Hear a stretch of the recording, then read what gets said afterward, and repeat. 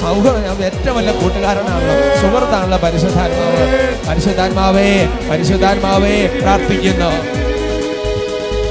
ഉദ്ധാനത്തിൽ യേശുവിൻ അഭിഷേകമേ, ഉദ്ധാനത്തിൽ വെളിപ്പെട്ടൊരഭിഷേകമേ, ഉദ്ധിതനമേശുവിൻ അഭിഷേകമേ, ഉദ്ധാനത്തിൽ വെളിപ്പെട്ടൊരഭിഷേകമേ, സ്ത്രീഹന്മാരെ ഉണർത്തിയോ അഭിഷേകമേ, ആത്മരക്ഷ നൽകുന്ന അഭിഷേകമേ, സ്ത്രീഹന്മാരെ ഉണർത്തിയോ അഭിഷേകമേ, ആത്മരക്ഷ നൽകുന്ന അഭിഷേകമേ, കാലഘട്ടത്തിൽ ആവശ്യമാ അങ്ങേ ശക്തി നൽകണേ, തിന്മദണ്ഡിനങ്ങൾക്കെതിരാ അങ്ങേ രാജ്യം വരണേ. ഉയർത്തി കൈയടിച്ച് പരിശുദ്ധമാവേ നിറവുകളായി എന്നിൽ കത്തി പടരണമേ. പാടാവോ? പരിശുദ്ധമാവേ മിന്നലൊളിയായി എന്നിൽ വന്ന് പതിക്കണമേ. ഉയർത്തി പരിശുദ്ധാത്മാവേ, പരിശുദ്ധമാവേ നിറവുകളായി എന്നിൽ കത്തി പടരണമേ. പരിശുദ്ധമാവേ മിന്നലൊളിയായി എന്നിൽ വന്ന് പതിക്കണമേ. സാവൂളിനെ പൗലോസാക്കി മിന്നൽ എന്ന പോലെ പരിശുദ്ധമാവേ നിറവുകളായി എന്നിൽ കത്തി പടരണമേ. പരിശുദ്ധമാവേ മിന്നലൊളിയായി എന്നിൽ വന്ന് പതിക്കണം. പരിശുദ്ധാത്മാവേ, പരിശുദ്ധാത്മാവേ, ഹല ഹല ഹല ഹല ഹല ഹല ഹല ഹല ഹല ഹല ഹല ഹല ഹല ഹല ഹല പരിശുദ്ധാത്മാവേ ആരാധന ആരാധന ഹല ഹല ഹല ഹല ഹല ഹല ഹല ഹല ഹല ഹല ഹല ഹല ഹല പരിശുദ്ധാത്മാവേ ആരാധന. പരിശുദ്ധാത്മാവേ, പരിശുദ്ധാത്മാവേ, ഞങ്ങളെങ്ങനെ ആശ്രയിക്കുന്നു, ഞങ്ങളെങ്ങനെ ശരണപ്പെടുന്നു, ഞങ്ങളെ ബലപ്പെടുത്തുന്നു, ഞങ്ങളെ അഭിഷേകം ചെയ്യുന്നു. ഓ പരിശുദ്ധാത്മാവേ, ഇപ്പോൾ കരങ്ങൾ ഉയർത്തി സ്തുതിച്ച് പ്രാർത്ഥിച്ചുകൊണ്ടിരിക്കുന്നു. കർത്താവേ, കൊടാനെ കൊണ്ട് ദൈവജനത്തിന് പരിശുദ്ധാത്മാവ് ഇപ്പോൾ ഓർമ്മ പതിക്കണമേ, വലിയ കൃപകൾ കൊണ്ട് നിറയണമേ എന്ന് പ്രാർത്ഥിക്കുന്നു. മന്ദത മാറട്ടെ, അലസത മാറട്ടെ, ക്ഷീണം മാറട്ടെ, രോഗം മാറട്ടെ, തടസ്സങ്ങൾ മാറട്ടെ, ബന്ധനം അടിയട്ടെ, കെട്ടുകൾ അടിയട്ടെ, വിടുതൽ ഭാവിക്കട്ടെ. ഓരോരുത്തരും ഇപ്പോൾ പ്രാർത്ഥിക്കുകയാണ്. ഹല ഹല ഹല ഹല ഹല ഹല ഹല ഹല ഹല ഹല ഹല ഹല ഹല ഹല ഹല ഹല. അഭിഷേകത്തിന്റെ ശക്തിയാൽ പൈശാചിക പീഡകൾ ഒഴിഞ്ഞു പോകും. അഭിഷേകത്തിന്റെ ശക്തിയാൽ തലമുറകളുടെ കെട്ടുകൾ അഴിയും. അഭിഷേകത്തിന്റെ ശക്തിയാൽ ഇന്നേ വരെ ഇല്ലാത്തൊരു പുതിയ ഉണർവിൽ ആത്മാവ് നിറയ്ക്കും. ഹല ഹല ഹല ഹല ഹല ഹല ഹല ഹല ഹല ഹല ഹല. പഠിക്കാൻ സാധിക്കാത്ത കുഞ്ഞുങ്ങൾ ഇപ്പോൾ പ്രാർത്ഥിക്കുന്നു. മനസ്സിന് ഏകാഗ്രത ഇല്ലാത്തപ്പോൾ ഇപ്പോൾ പ്രാർത്ഥിക്കുന്നു. ഹല ഹല ഹല ഹല ഹല ഹല ഹല. മുമ്പോട്ട് പോകാൻ പറ്റാത്ത വിധം പല ബ്ലോക്കിൽ അകപ്പെട്ടിരിക്കുന്നവർ ഇപ്പോൾ പരിശുദ്ധാത്മാവെ പ്രാർത്ഥിക്കുന്നു. നിങ്ങൾക്ക് വഴി പരിശുദ്ധാത്മാവ് തുറക്കുന്നു. ആരാധന ആരാധന ആരാധന ആരാധന ആരാധന. സ്തുതിക്കുന്നു സ്തുതിക്കുന്നു സ്തുതിക്കുന്നു സ്തുതിക്കുന്നു. ഹല ഹല ഹല ഹല ഹല ഹല ഹല ഹല ഹല. യേശുവേ ആരാധന ആരാധന ആരാധന ആരാധന ആരാധന ആരാധന ആരാധന.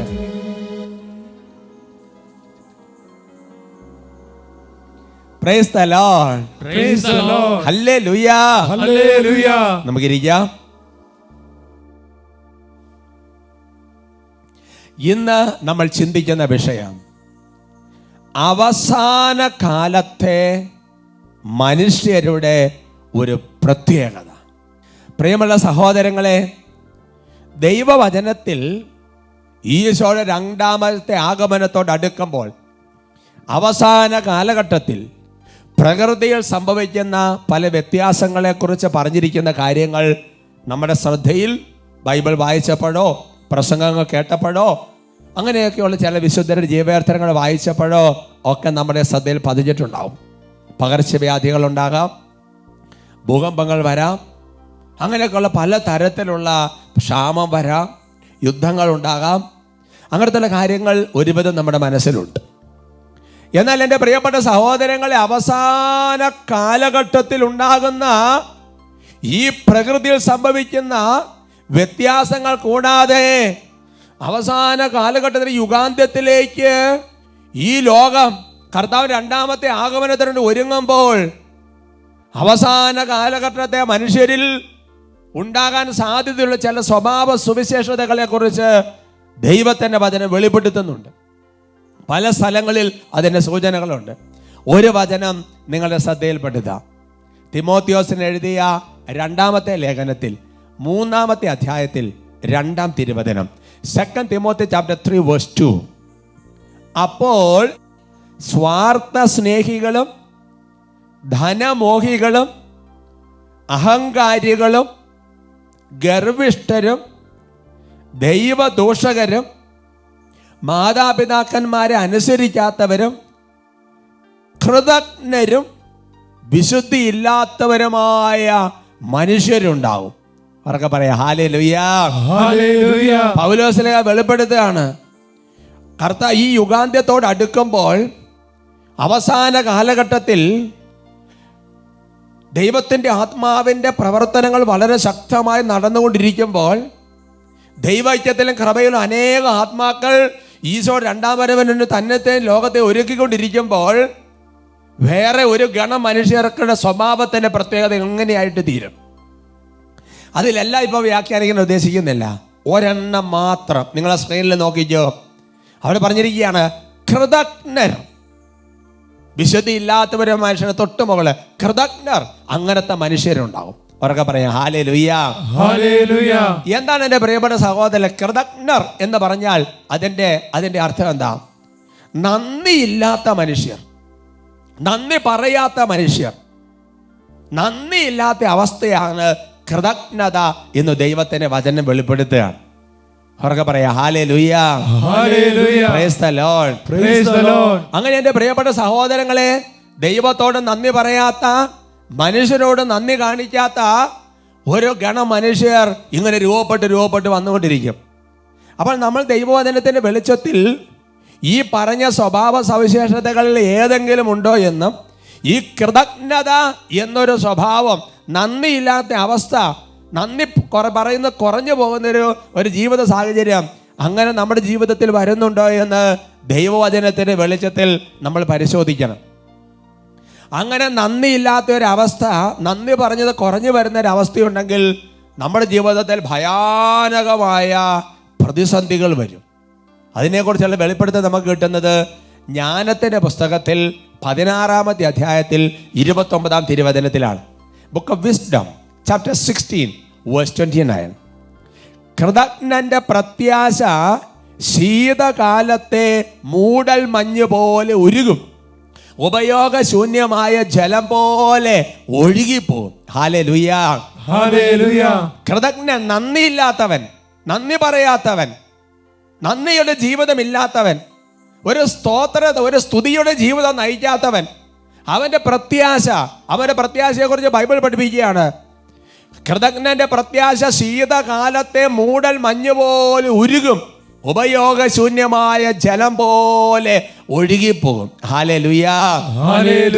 അപ്പോൾ എൻ്റെ പ്രിയപ്പെട്ട സഹോദരങ്ങളെ, നിരന്തരം ദൈവത്തിന് നന്ദി പറയുന്ന ഒരു ആധ്യാത്മികത നമ്മുടെ ജീവിതത്തിൽ വളർത്തുന്നില്ല എങ്കിൽ നമ്മൾ പ്രത്യാശിക്കുന്ന പല കാര്യങ്ങളും, നമ്മുടെ കുടുംബത്തെക്കുറിച്ചുള്ള പ്രതീക്ഷ, മക്കളെക്കുറിച്ചുള്ള സ്വപ്നം, സാമ്പത്തിക കാര്യങ്ങളെക്കുറിച്ച്, ബിസിനസ്സെക്കുറിച്ചുള്ള നമ്മുടെ ആഗ്രഹങ്ങൾ, നമ്മുടെ പ്ലാനുകൾ, പദ്ധതികൾ നടക്കുമെന്നുള്ള പ്രത്യാശ, ആ പ്രത്യാശ വെയിലുദിക്കുമ്പോൾ മഞ്ഞുരുകുന്നത് പോലെ ഉരുകിപ്പോകും. ഒന്നിനും കൊള്ളാത്ത ജലം പോലെ അവൻ്റെ ജീവിതത്തിൽ നിന്ന് അവൻ പ്രത്യാശിച്ചതെല്ലാം വെള്ളപ്പാച്ചലിൽ ഓരോന്ന് ഒഴുകി പോകുന്നത് പോലെ ഒഴുകിപ്പോകുന്ന ദൈവത്തിന്റെ വചനം വെളിപ്പെടുത്തുകയാണ്. അവർക്ക് പറയാം ഹല്ലേലൂയാ.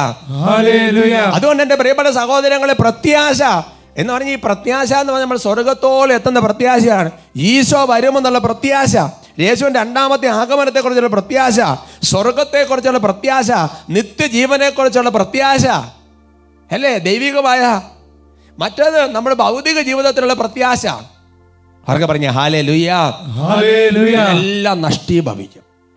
അതുകൊണ്ട് നമ്മൾ ധാരാളം നന്ദി പറയണമെന്നുള്ളത് ദൈവം ആഗ്രഹിക്കുന്ന ഒരു കാര്യമാണ്. ഈശോ അത് ആഗ്രഹിക്കുന്നുണ്ട്. ബൈബിളിൽ തന്നെ ഈശോ അത് മനസ്സുകൊണ്ട് ആഗ്രഹിച്ചിരുന്നു എന്നുള്ളത് വ്യക്തമാണ്. ഇപ്പോൾ ഉദാഹരണം പറഞ്ഞു കഴിഞ്ഞാൽ, നമ്മൾ ചില കാര്യങ്ങളൊക്കെ വേണ്ട എന്ന് പറഞ്ഞാലും നമ്മൾ ചിലപ്പോൾ അത് വേണ്ടാന്ന് പറയുന്ന ഒരു പോളിഷ് വാക്കാകാം, പക്ഷെ നമ്മൾ ചിലപ്പോൾ പ്രതീക്ഷിക്കുന്നുണ്ടാവും. എന്ന് പറയുന്നത് പോലെ എപ്പോഴും നന്ദി സ്വർഗം പ്രതീക്ഷിക്കുന്ന ഒരു സംഗതിയാണ്. നന്ദി പറയുക എന്ന് പറയുന്ന മനുഷ്യൻ്റെ ഉള്ളിൽ ദൈവം നിക്ഷേപിച്ചിരിക്കുന്ന ഒരു ദൈവിക കൃപയാണ്, ഒരു പുണ്യമാണത്. ലൂക്കായുടെ സുവിശേഷത്തിൽ 17-ാമത്തെ അധ്യായത്തിൽ 18-ാം തിരുവചനം, Gospel of St. Luke chapter 17 verse 18. Isho പറയാണ്, ഈ വിജാതീയനല്ലാതെ മറ്റാർക്കും തിരിച്ചു വന്ന് ദൈവത്തെ മഹത്വപ്പെടുത്തണമെന്ന് തോന്നിയില്ലേ? ഹല്ലേലൂയാ, ഹല്ലേലൂയ. 10 കുഷ്ഠരോഗികൾ സുഖം പ്രാപിച്ചിട്ട് അവര് പോകുന്ന വഴി സുഖം പ്രാപിച്ചിട്ട് ആ പോകുന്ന വഴിക്ക് സൗഖ്യം പ്രാപിച്ചവർ വലിയ ആഹ്ലാദത്തോടുകൂടി അവരവരെ വ്യാപാരങ്ങളിലേക്ക് നടങ്ങിയപ്പോൾ ഒരു വിജാതീയൻ മാത്രം തിരിച്ചു വന്ന് കർത്താവിൻ്റെ കാൽക്കൽ വീണ് നന്ദി പറയുമ്പോൾ കർത്താവ് അതിനെ ഹൈലൈറ്റ് ചെയ്ത് ചുറ്റുകൾ പറയുക, ഈ വിജാതീയരല്ലാതെ ആ ഒരാൾക്ക് പോലും ഒരു വാക്ക് നന്ദി പറയാൻ തോന്നിയില്ലല്ലോ അല്ലേ? അവൾ എന്താണ്ടത്? സ്വർഗത്തിന്റെ പ്രതീക്ഷയാണ്. എന്ന് പറഞ്ഞാൽ നമ്മൾ ഈ നന്ദി പറഞ്ഞ് ദൈവത്തെ സ്തുതിക്കുമ്പോൾ ദൈവത്തിൻ്റെ മഹത്വം കൂടുതലൊന്നും വർദ്ധിക്കുന്നൊന്നുമില്ല. ദൈവത്തിന് ഇപ്പം നമ്മൾ നന്ദി കിട്ടിയിട്ട് പ്രത്യേകിച്ച് ആവശ്യമില്ല. പക്ഷേ നമ്മളെക്കുറിച്ചുള്ള ദൈവത്തിൻ്റെ ഹിതമാണത്. അവർക്ക് പറയാം ഹല്ലേലൂയ, ഹല്ലേലൂയ. നമ്മളെക്കുറിച്ചുള്ള ദൈവത്തിൻ്റെ ഒരു ഹിതമാണ്. ആ ദൈവഹിതമാണ് നമ്മൾ പൂർത്തിയാക്കേണ്ടത്. Praise the lord, praise the lord. അവർക്ക് പറഞ്ഞ ഹല്ലേലൂയ, ഹല്ലേലൂയ, ഹല്ലേലൂയ, ഹല്ലേലൂയ. തെസ്സലോനിക്കക്കാർക്ക് എഴുതിയ 1-ാമത്തെ ലേഖനത്തിൽ 5-ാമത്തെ അധ്യായത്തിൽ 18-ാം തിരുവചനം നമുക്കറിയാവുന്ന വചനമാണ്. നമുക്ക് ഒരുമിച്ച് അത് വായിക്കാം.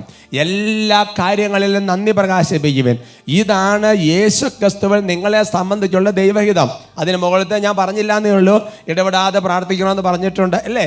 എപ്പോഴും സന്തോഷത്തിരിക്കാൻ പറഞ്ഞിട്ടുണ്ട്. എന്നിട്ട് പറയുകയാണ് എല്ലാ കാര്യമെന്ന് പറഞ്ഞു കഴിഞ്ഞാൽ അവിടെ നല്ല കാര്യം മോശം കാര്യം എന്നുള്ള വേർതിരിവില്ല. എല്ലാം ജീവിതത്തിൽ എന്ത് തന്നെ സംഭവിച്ചാലും ബി താങ്ക്ഫുൾ. ദൈവത്തോട് എപ്പോഴും ഒരു നന്ദിയുള്ള ഹൃദയം വേണം. കർത്താവേ നന്ദി, യേശുവേ നന്ദി, യേശുവേ സ്തുതി, യേശുവേ മഹത്വം. അവർക്ക് പറഞ്ഞ ഹല്ലേലൂയ, ഹല്ലേലൂയ. ഞാൻ ഓർക്കാണ് പണ്ട് നായിക്കമ്പലമലച്ചൻ്റെ ധ്യാന ശുശ്രൂഷകളിലൊക്കെ പണ്ട് ഞാൻ ചെറുതായ സമയത്തൊക്കെ പിന്നെ സംബന്ധിക്കുമ്പോഴും അച്ഛൻ്റെ അടുത്തൊക്കെ സംസാരിക്കുമ്പോൾ ഞാൻ ഓർക്കണം, അച്ഛൻ എപ്പോഴും ഇങ്ങനെ യേശുവേ നന്ദി, യേശുവേ സ്തുതി, ഈശോയെ നന്ദി, ഈശോയെ സ്തുതി, ഇങ്ങനെ ഇടതടവില്ലാതെ പറഞ്ഞുകൊണ്ടിരിക്കുന്നത് അന്ന് ഞാനിങ്ങനെ എന്നെ ഭയങ്കരമായിട്ട് സ്വാധീനിച്ചിരിക്കുന്നൊരു സംഗതിയാണ്. ഞാൻ ഉദാഹരണം പറഞ്ഞതാണ്. അവർക്ക് പറയാം ഹല്ലേലൂയ, ഹല്ലേലൂയ. അതുകൊണ്ട് എല്ലാ കാര്യങ്ങളും നമ്മൾ നന്ദി പറയണം. എൻ്റെ പറയാം, ഇത് ദൈവഹിതമാണ്, നമ്മളെ ദൈവഹിതമാണ്. അത് മാത്രമല്ല, ഇത് ദൈവഹിതം മാത്രമല്ല, നമ്മുടെ ഒരു കടപ്പാടാണത്. നമ്മുടെ ഒരു കടപ്പാടാണ് അങ്ങനെ പറയാന്ന് പറയുന്നത്. പറഞ്ഞ ഹല്ലേലൂയ, ഹല്ലേലൂയ. കടപ്പാടെന്ന് പറഞ്ഞാൽ എന്താ? കടപ്പാടെന്ന് പറഞ്ഞാൽ ചിലപ്പോൾ നമ്മുടെ കാരണവന്മാർ പറയും, മോനെ പിന്നെ നമ്മുടെ കാലം കഴിഞ്ഞാലും ഇന്നയാളുടെ കാര്യം നോക്കണം, കാരണം അദ്ദേഹം നമ്മൾ അതുപോലെ സഹായിച്ചിട്ടുണ്ട്, നമുക്കൊരു കടപ്പാടുള്ള ഒരാളാണ്, ഞാൻ മരിച്ചാലും നീ അത് മറക്കരുത്, നമുക്ക് ആ ഒരു കടപ്പാട് എപ്പോഴും നമ്മൾ കീപ്പ് ചെയ്യണം എന്നൊക്കെ ചിലപ്പോൾ പറയും. പറഞ്ഞേൽപ്പിക്കും. ചിലപ്പോൾ ഒരു സ്ഥാനം ഒഴിഞ്ഞു കഴിയുമ്പോൾ പറയും, ഇന്ന ആൾക്കാർ നമ്മൾ അതുപോലെ ഹെൽപ്പ് ചെയ്തിട്ടുള്ളതാണ്, അപ്പം നമുക്കൊരു കടപ്പാടുള്ളതാണ്, ഒന്ന് മനസ്സിൽ വെച്ചേക്കണം എന്ന് പറയുന്ന പോലെ നമ്മുടെ ഒരു കടപ്പാടാണിത്. തെസ്സലോനിക്കക്കാർക്ക് എഴുതിയ 2-ാമത്തെ ലേഖനത്തിൽ 2-ാമത്തെ അധ്യായത്തിൽ 13-ാം തിരുവചനം, 2 Thessalonians chapter 2 verse 13. എന്നാൽ കർത്താവിൻ്റെ വാത്സല്യ ഭാജനങ്ങളായ സഹോദരരെ, ആത്മാവ് മുഖേനയുള്ള വിശുദ്ധീകരണത്താലും സത്യത്തിലുള്ള വിശ്വാസത്താലും രക്ഷയ്ക്കുള്ള ആദ്യ ഫലമായി നിങ്ങളെ ദൈവം തിരഞ്ഞെടുത്തിരിക്കുന്നു. ആകയാൽ നിങ്ങൾക്ക് വേണ്ടി എപ്പോഴും ദൈവത്തിന് കൃതജ്ഞത അർപ്പിക്കാൻ ഞങ്ങൾ കടപ്പെട്ടിരിക്കുന്നു. Hallelujah, hallelujah.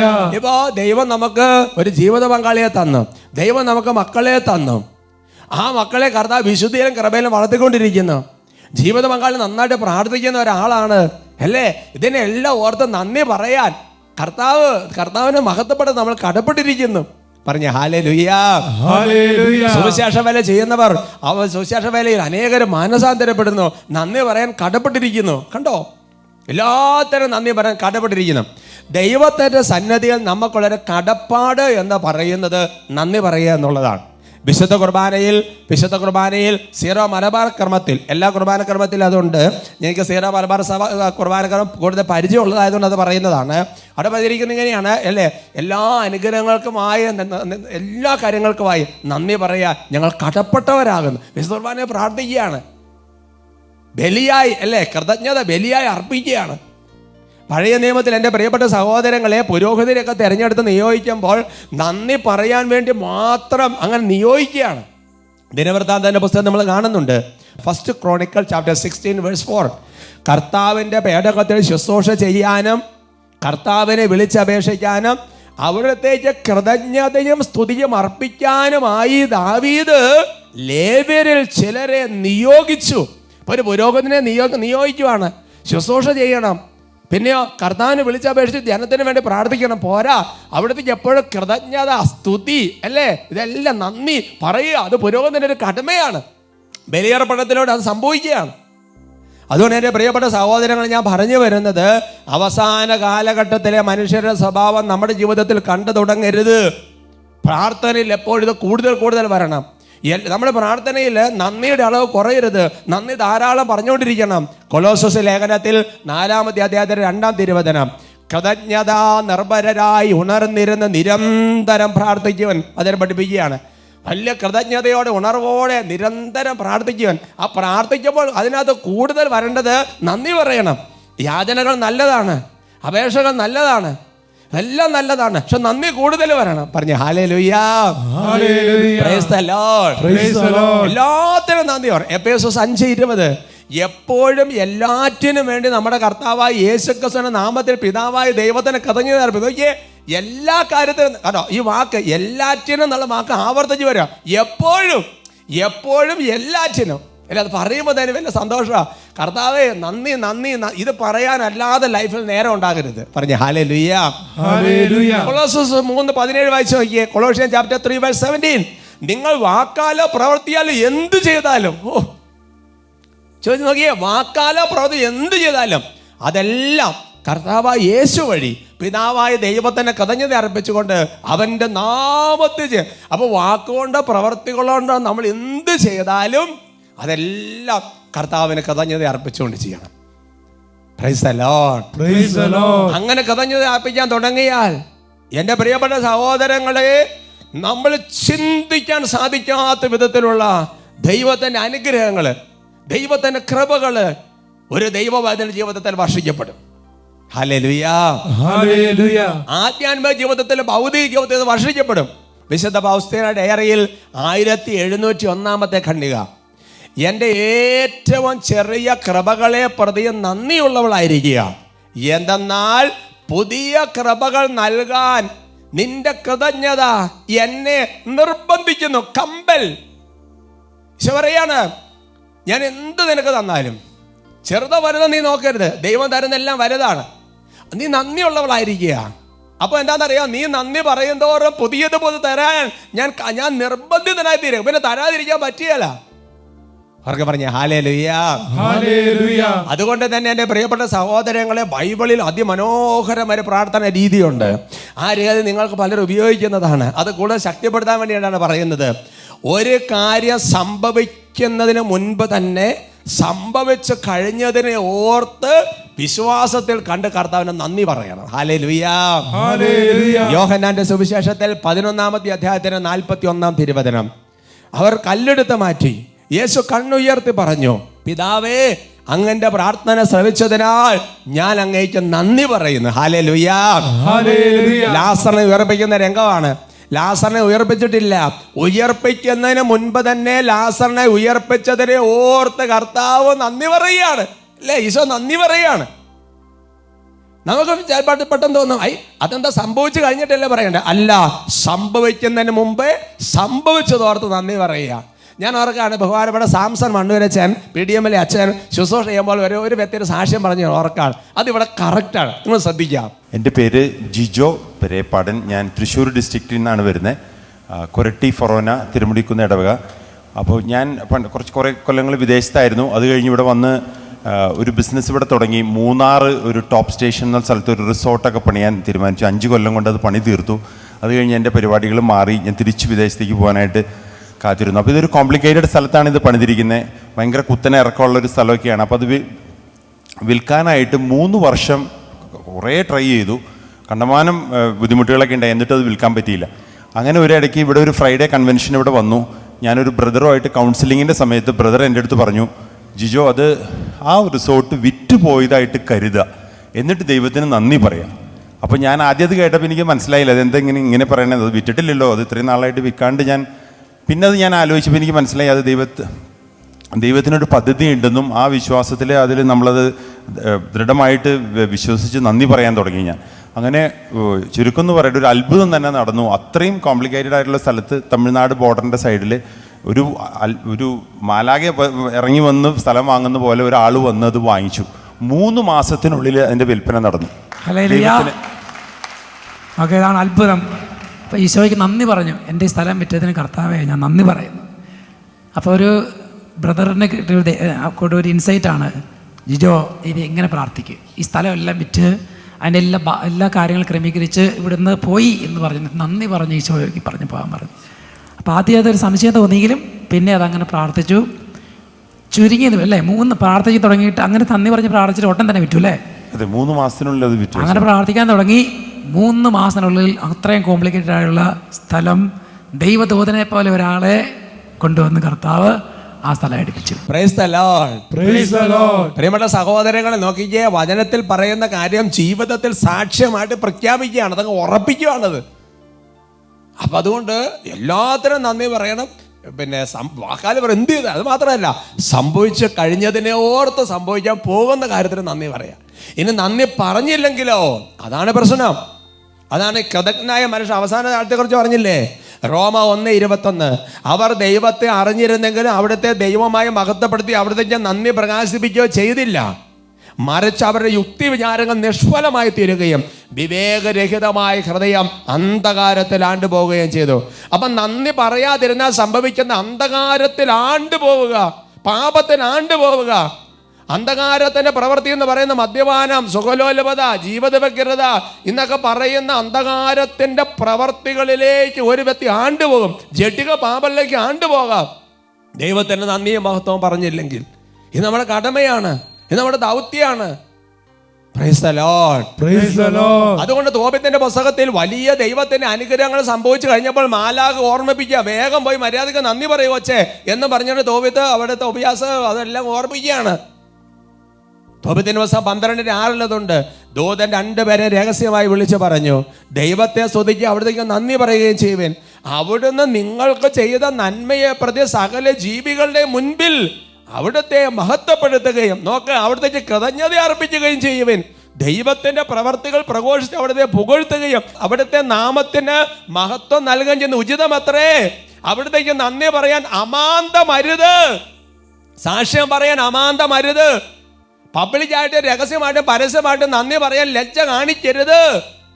അതുകൊണ്ട് എൻ്റെ പ്രിയപ്പെട്ട സഹോദരങ്ങളെ, അവസാന കാലഘട്ടത്തിലുള്ള നല്ല മനുഷ്യരുടെ സ്വഭാവമാണ് ഒരുപാട് നന്ദി പറയുന്നവരായിട്ട് മാറും. ആ ഒരു കൃപയിലേക്ക് ഈശോ നമ്മളെ വിളിക്കുന്നു. കർത്താവ് അനുഗ്രഹിക്കട്ടെ.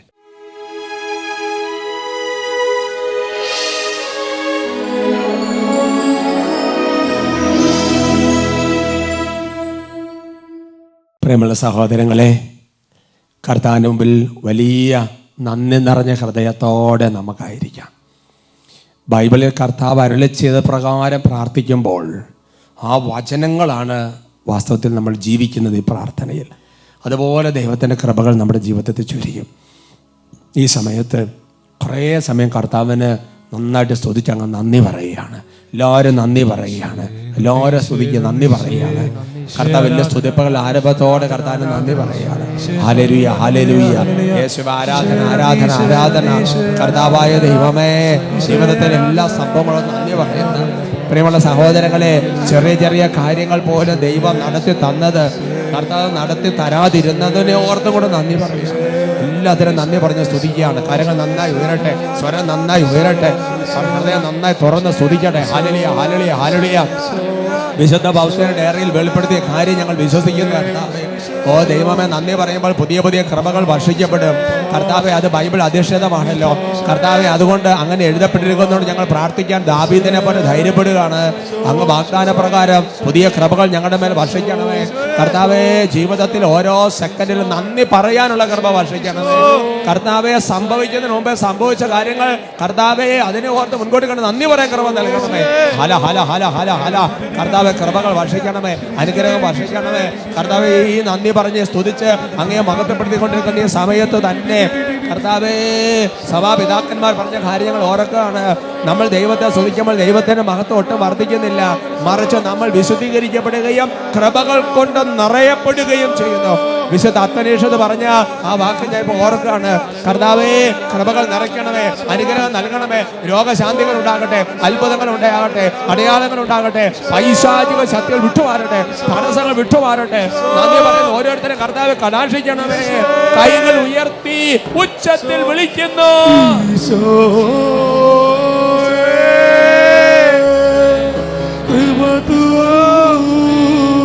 ഹല ഹല ഹല ഹല ഹല ഹല ഹല ഹല.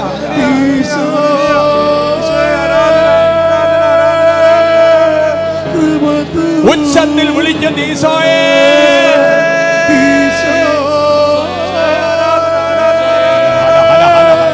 ഹല ഹല ഹല ഹല ഹല ഹല ഹല ഹല.